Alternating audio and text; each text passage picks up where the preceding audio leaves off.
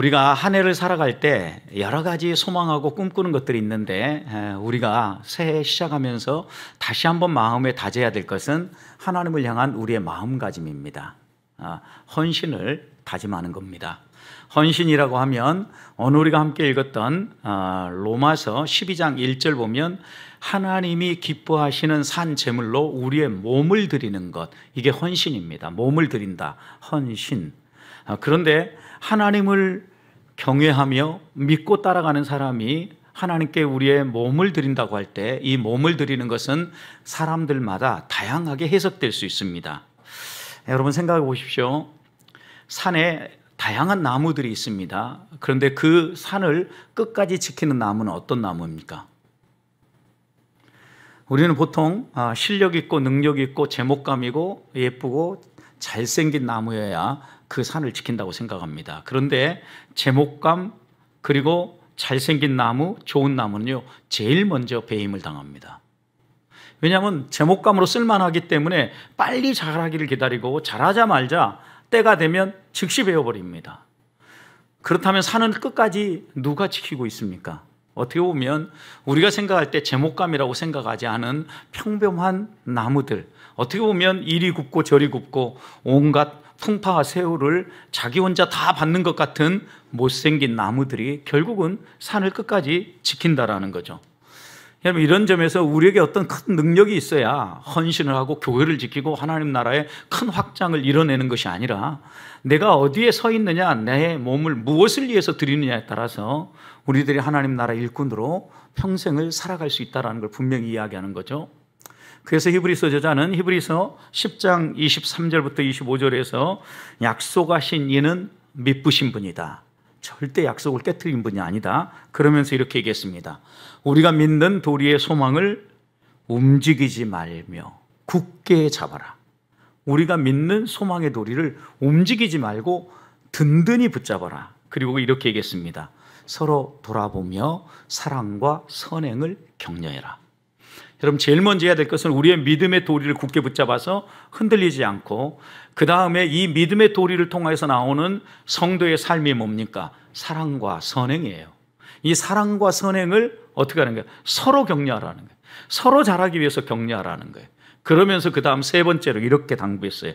모이기를 피하는 어떤 사람들의 습관처럼 하지 말고 오직 권하여 그날이 가까움을 볼수록 더욱 하자. 모이기를 힘쓰고 믿음의 도리를 굳게 붙잡고 그 도리에 따라서 사랑과 선행을 격려하는 삶을 살자. 이것이 성도의 마땅한 바고 하나님 앞에 맡은 자의 마땅한 삶이다 라고 이야기를 하는 겁니다. 저는 그래서 2025년 오후 예배를 시작하면서 우리 교회가 마땅히 무엇을 위해서 나아가야 할지 다시 한번 이 오후 예배를 통해서 찾고 더 하나님 앞에 가까이 나아가는 그런 시간이 되기를 소망합니다. 예고해 드렸던 것처럼 오후 예배를 통하여서 우리가 처음 헌신하면서 이렇게 출발하는 이유가 있습니다.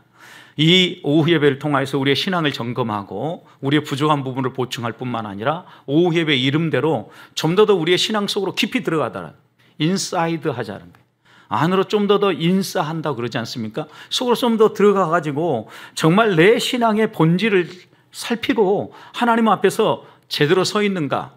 때로는 말씀을 다룸으로, 때로는 우리 부서 안에서 내가 얼마나 헌신하고 있는지 헌신 예배를 통하여서, 때로는 특강을 통하여서 내가 알고 있는 하나님에 대한 지식은 올바른가, 이런 것들을 하나하나 점검하면서 다듬으면서 나가고, 또 어떤 오후 예배 때는 우리 모두가 다 같이 하나님의 말씀 한 구절 읽고 난 다음에 봉사로 나가는 거죠. 실천을 하는 거예요. 우리 몸으로. 이런 다양한 우리의 삶의 영역들이 주일 예배로 충족하기 어려웠던 부분들이 오후 예배로 좀 더 채워지기를 원하면서 이 오후 예배를 열고 있는 겁니다. 요즘 사회도 불안하지만 경기도 불안하다고 하죠.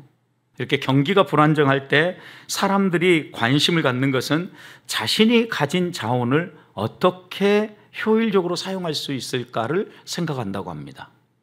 내가 가지고 있는 자원을 아껴야 되고 잘 사용해야 되고 효율적으로 효과적으로 사용해야 되기 때문에 이런 생각을 하는 거죠. 여러분은 어떤 자원을 가지고 있다고 생각하십니까? 사람들은 무엇이 일반적으로 자원이라고 생각을 할까요? 시간, 그 다음 돈, 정보, 자신의 재능, 이런 것들이 자신의 자원이라고 일반적으로 생각한다는 겁니다. 지난해 20대에서 50대 성인들 1000명을 대상으로 이렇게 질문을 드렸습니다.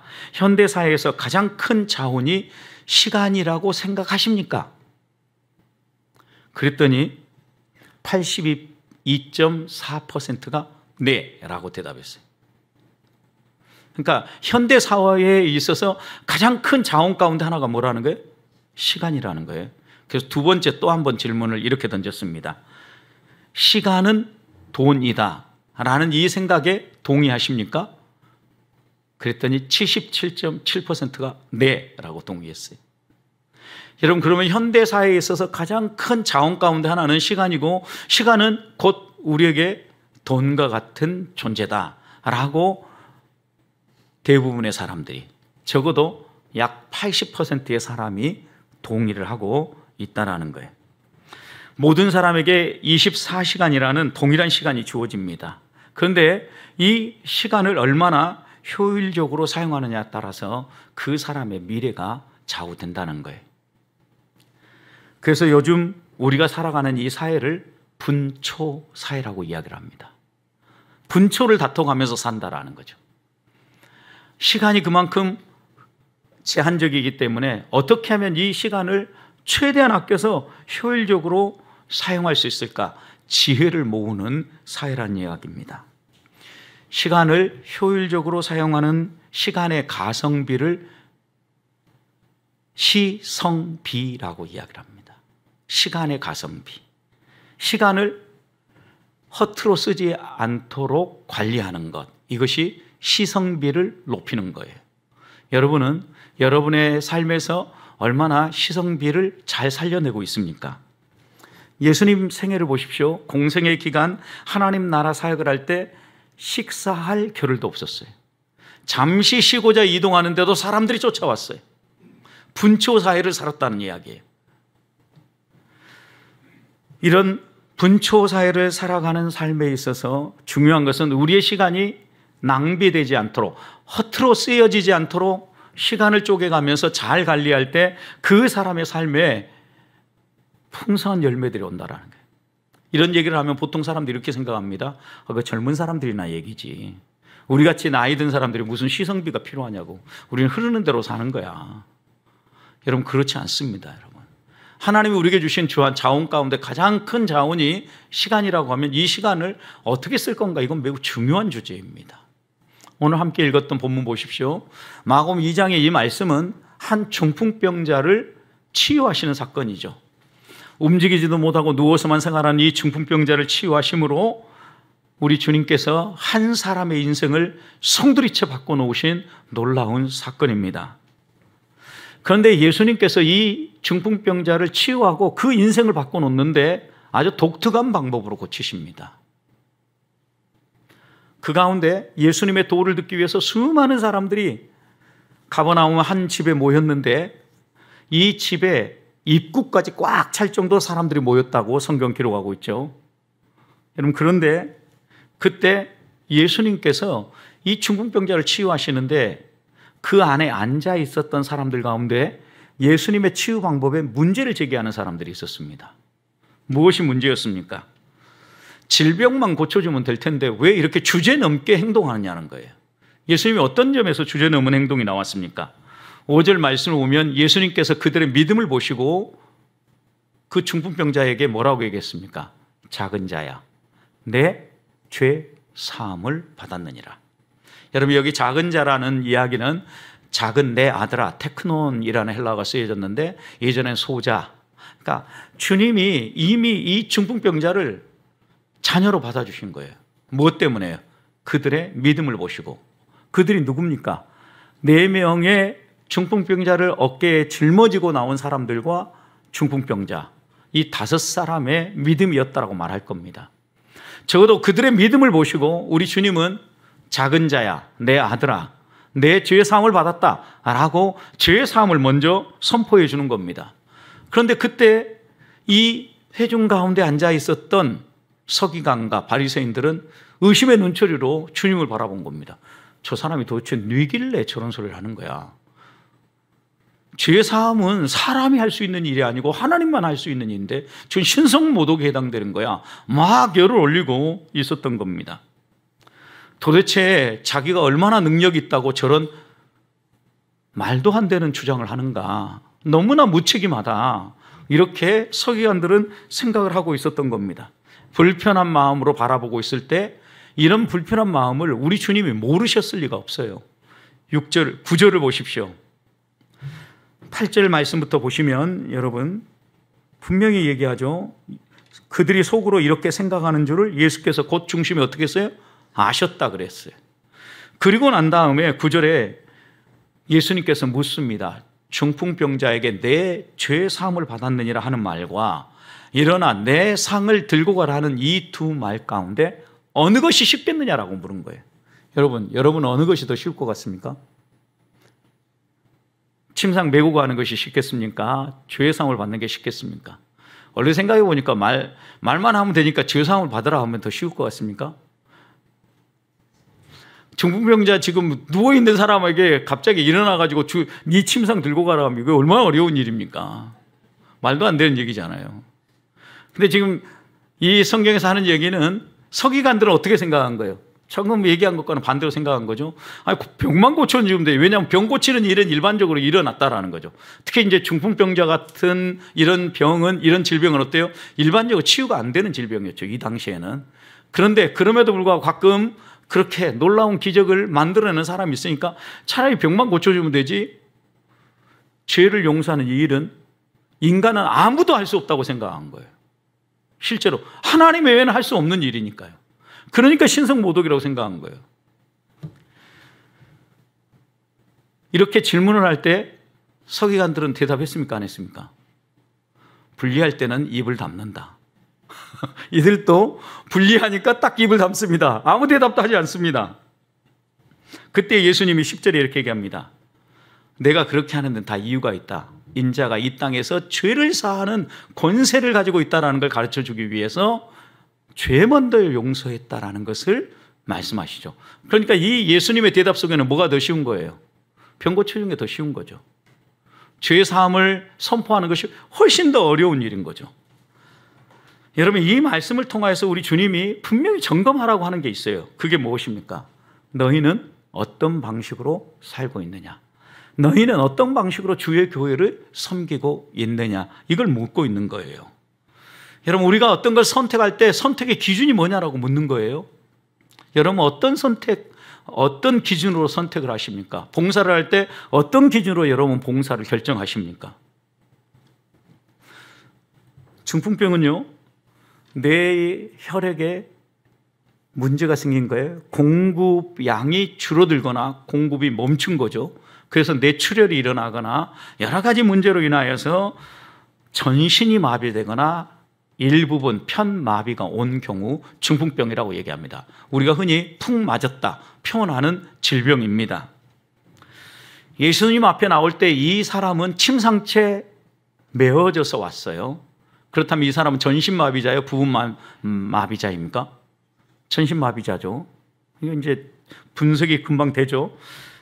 이런 전신마비자에게, 그리고 일반적으로 치유가 안 되는 시절에 내 상을 들고 가라고 말하는 것은요, 기적 외에는 불가능한 얘기죠.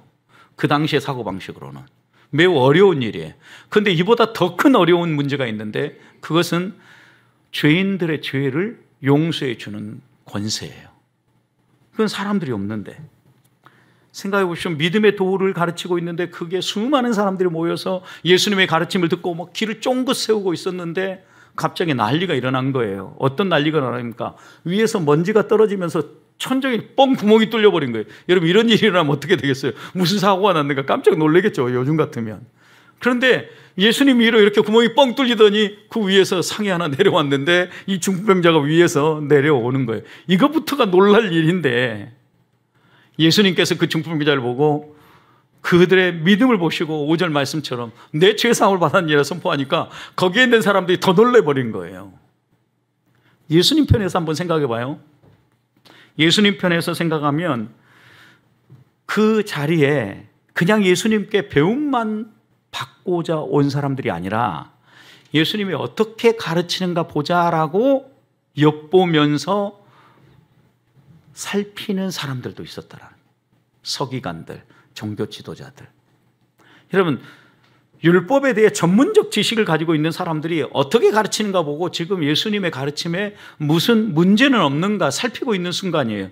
그런데 그런 순간에 우리 주님은 단순 질병 치유가 아니라 죄 사함을 선포했단 말이에요.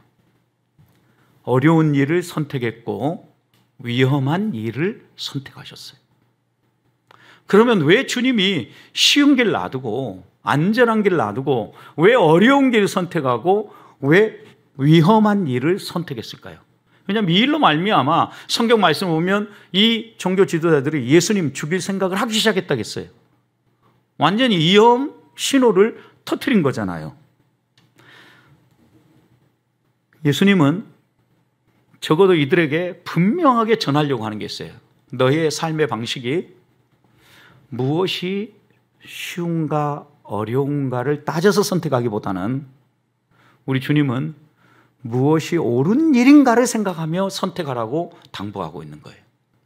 생각해 보십시오. 쉬운 일을 선택했다고 하면 이건 분명하거든요. 이렇게 하면 안 되는 거거든요. 쉬운 것보다 우리 주님이 더 원했던 것은 무엇이 옳은가를 보고 선택하라는 거예요. 여러분, 지붕을 뚫고 상을 달아내리는 거 쉬운 일이었겠습니까?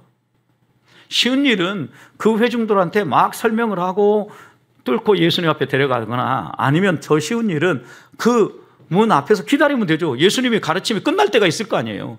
그런데 이들은 그 시간을 기다리지 않았어요. 쉬운 방법을 선택하지 않고 천정을 뚫었어요. 그리고 이 병든 자를 예수님 앞으로 인도한 거죠. 예수님께서도요, 믿음을 보고 병만 고쳐주면 될 텐데 이것 말고 위험하지만 그리고 또 생명이 걸린 일이지만 어렵고 생명이 걸렸어도 이 중풍병자에게 가장 필요한 게 무엇인가를 보고 죄부터 용서해 준 거예요. 여러분 생각해 보십시오. 아무리 병이 고쳐져도요, 사람에게 한번 낙인이 찍히면 그 낙인은 쉽게 안 바뀌어요. 이 사람은 중풍병에 걸렸을 때 사람들이 일반적으로 저 사람은 천벌받은 사람이야. 그리고 이 사람은 집안에 갇혀서 생활하고 있었어요. 완전 고립된 생활인 거죠. 여러분, 고립된 생활을 하고 있는 사람의 인생이 어떻게 행복한 삶이라고 얘기하겠어요? 절대 그럴 수가 없죠. 누군가가 움직여주지 않으면 움직일 수 없는 사람인 거예요. 관계가 단절되어졌다라는 거예요. 우리 주님은 관계를 단절시킨 게 뭔가를 보신 거죠. 여러분, 우리 인생의 관계를 단절시킨 게 뭐예요? 죄입니다, 죄. 그래서 우리 주님은 제일 먼저 죄부터 해결한 거예요. 이 사람에게 깨어진 관계를 회복시켜주고 인간답게 살 수 있는 길을 열어주는 거예요. 여러분, 사람이 질병이 있어도 인간답게 살 수 있어요. 그런데 이 문제가 해결되지 않으면 사람은 인간답게 살 수 없어요. 그러니까 주님은 위험한 일, 목숨 걸린 일임에도 불구하고 질병부터 치유하기보다는 죄부터 용서하신 거예요. 무엇이 옳은가를 생각한 거예요. 사람의 관계를 깨트리는 죄를 사하고 그의 불편한 몸을 그 다음 치유하셨다는 거예요. 저는 우리 보배교회 성도들이 올 한 해 섬겨가는 동안 특별히 재직의 부서장들 그리고 위원장님들이 무엇이 쉬운가 무엇이 효율적인가를 따지기 전에 무엇이 옳은 일인가를 찾기를 소망합니다. 제가 대학 2학년을 마치고 군대에 입대했습니다. 군대 갈 때 함께 스터디를 했던 스터디 그룹이 있었습니다. 그때 한 학우가 저에게 이렇게 이야기를 했습니다. 남자들은 군대 가면 어떻게 해서든지 세상에서 생존하는 비결을 배워온다던데 너도 가서 그 요령 배우지 말고 무엇이 마땅히 걸어가야 될 것인지 바른 길을 배우고 와라. 이렇게 얘기했어요. 도대체 이게 무슨 말인지 그 당시에는 분명히 이해가 안 됐어요. 왜냐하면 보통 사람들이 생각할 때 이런 말 잘 안 하잖아요. 군대 잘 다녀와라 이렇게 얘기하고 맛있는 밥 한 끼 사주고 이렇게 얘기하다 보면 금방 끝나는데 아주 독특한 얘기를 했어요. 처음에는 그 학우가 한 얘기가 무슨 말인지 몰랐어요. 그리고 또 하나는 그 학우의 이 말이 무슨 뜻일까 생각을 안 했는데 군대 가보니까 이게 확실히 느껴졌어요. 군대는 확실히 요령을 가르쳐줍니다. 생존 비법을 가르쳐줍니다. 왜냐하면 못 하나가 없어도 어수의 모습 구에다가 잘 못 봤거든요. 생존할 수 있어요. 그래서 여러분, 그런데 이때 제가 한 가지 또 깨달은 게 있어요. 그런데 이 생존 비법에 불법이 성행한다라는 겁니다. 예를 들어서 내 속옷을 잃어버렸으면 속옷을 채우는 게 이게 목표예요. 그래야 생존해요. 그래서 우리는 훔쳤다고 이야기를 하지 않았어요. 위치 이동시켰다 그러지.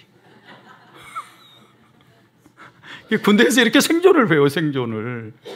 이렇게 생존을 배우니까 아마도 그하고 한 얘기가, 그 다음에 이제 나중에 지나면 생각해 보니까 요령을 피우고 세상 사는 법을 배우는 게 아니라 바르게 사는 법을 배우라, 이 얘기. 근데 제가 이 말을 듣고 군대에 있는 동안도 많이 생각을 했는데 제대하고 나서 공부를 하고 사역을 하면서도 이 말이 안 잊혀져요. 여러분, 요령이 아니라 생존법을 배우는 게 아니라 무엇이 옳은가를 배워야 되는 거죠. 우리 주님이 사역하시는 방법은요, 생존법이 아니에요. 우리 주님은 죽어도 살겠고 했어요. 죽기를 각오하고 있어요. 그냥 생존법이 아니라 무엇이 옳은가에 목숨을 걸었지 무엇이 사는 길이가에 목숨을 걸지 않았다라는 거예요.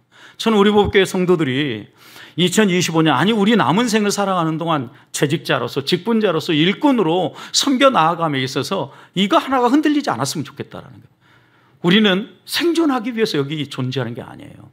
하나님의 자녀로 무엇이 옳은 길인가, 무엇이 하나님을 기쁘시게 하는 건가, 무엇이 하나님의 뜻인가, 그것을 실천하기 위해서 우리가 믿음의 도를 찾고 신앙의 길을 걷고 예배를 드리는 거예요.